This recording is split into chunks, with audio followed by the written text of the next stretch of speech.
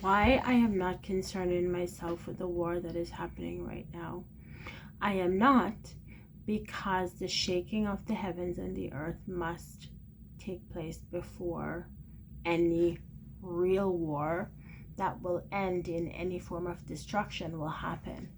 In Revelation, we have where two events are happening: the shaking of the heavens and the earth, and the 7-year tribulation, which is the final battle among all nations. And you can see how much of Revelation describes the Lord shaking the heavens and the earth. And when the Lord starts to shake the heavens and the earth, you will know. Let me read this to you from chapter 8. It says this is about the 7 trumpets. Okay, so after the 7 seals come the 7 trumpets. And the 7 trumpets, the second trumpet, the second angel blew his trumpet, and something like a great mountain burning with fire was thrown into the sea, and a third of the sea became blood. A third of the living creatures in the sea died, and a third of the ships were destroyed. And the third angel blew his trumpet, and a great star fell from heaven, blazing like a torch, and it fell on a third of the rivers and on the springs of water. The name of the star is Wormwood. A third of the waters became wormwood, and many people died from the water because it had been made bitter. So when the Lord starts to shake the heavens and the earth, it is not something that you are going to miss, because it is going to, when you read that, what comes to mind is an asteroid of some, an asteroid or a comet of some sort blazing through the sky, slamming into earth in the waters.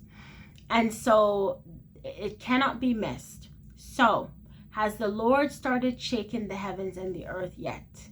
No. How are the seals open? Yes. In 2019, I believe that the Antichrist came on the scenes, and many miss it because, or didn't see it because we are told so many times that we will not be here when the Antichrist comes on the scene because we will be raptured away,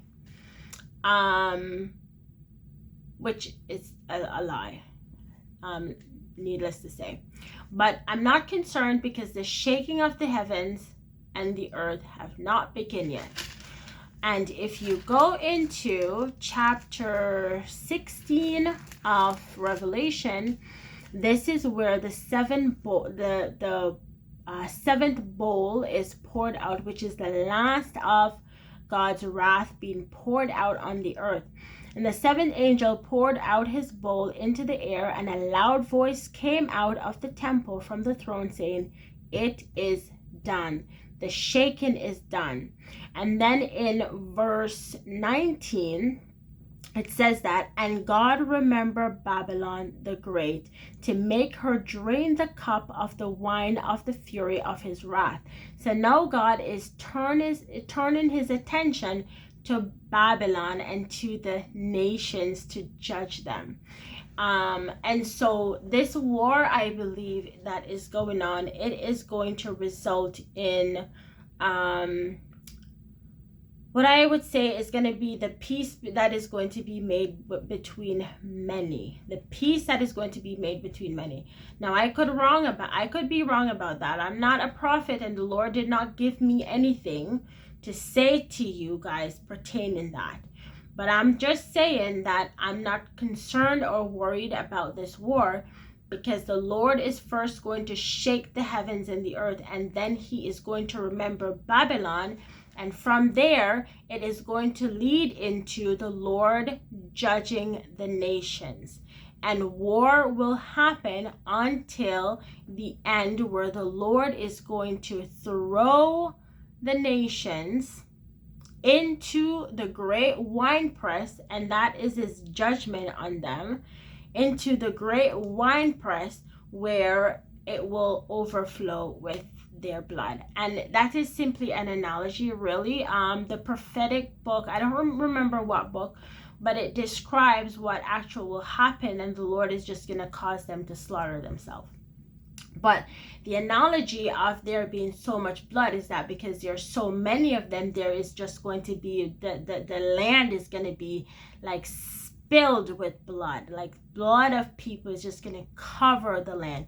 And it is going to be like grapes being thrown into a wine press, and the wine press is going to be overflowed with that, with the juice from the grape. And so that's where the analogy comes into play. But if you're a Christian out there today and you are being made to freak out like everybody wants you to, be calm and let the peace of God reign in your heart, because until the Lord starts to shake the heavens and the earth, that is when things are going to get serious. So stay safe, go in the peace of God, and do not let these media outlets rock your peace, shake your world. Just stand firm in God.